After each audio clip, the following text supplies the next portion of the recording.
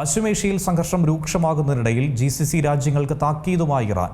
അമേരിക്കയുടെയും ഇസ്രായേലിന്റെയും സൈനിക നടപടികൾ തടയാൻ ഗൾഫ് മേഖലയിലെ രാജ്യങ്ങൾക്ക് നിയമപരമായും ധാർമ്മികമായും ഉത്തരവാദിത്തമുണ്ടെന്നാണ് ഇറാന്റെ മുന്നറിയിപ്പ്.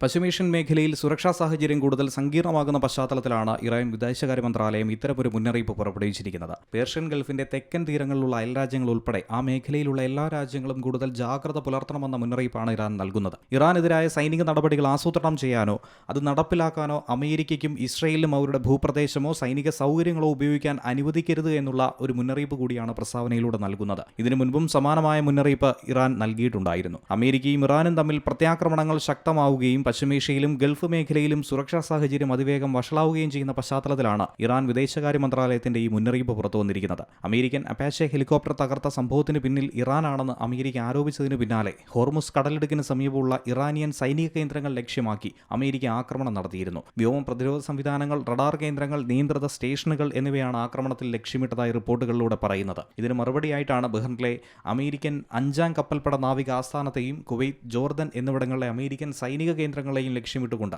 ഡ്രോൺ, മിസൈൽ ആക്രമണങ്ങൾ നടത്തിയതായി ഇറാൻ പറയുന്നത്. എന്നാൽ ആക്രമണങ്ങൾ പ്രതിരോധിച്ചുവെന്നാണ് ബന്ധപ്പെട്ട രാജ്യങ്ങൾ വ്യക്തമാക്കുന്നത്. ഇനി അമേരിക്കയുടെ ഭാഗത്തു നിന്നും കൂടുതൽ സൈനിക നടപടികൾ ഉണ്ടായാൽ ഇതിലും ശക്തമായ തിരിച്ചടി നൽകുമെന്നാണ് ഇറാന്റെ മുന്നറിയിപ്പ്. അതേസമയം സംഘർഷം കൂടുതൽ വ്യാപിക്കാതിരിക്കാൻ എല്ലാ കക്ഷികളും സംയമനം പാലിക്കണമെന്ന ആവശ്യം ഇതിനോടകം തന്നെ ശക്തമാവുകയാണ്. International desk, Zee Malayalam news.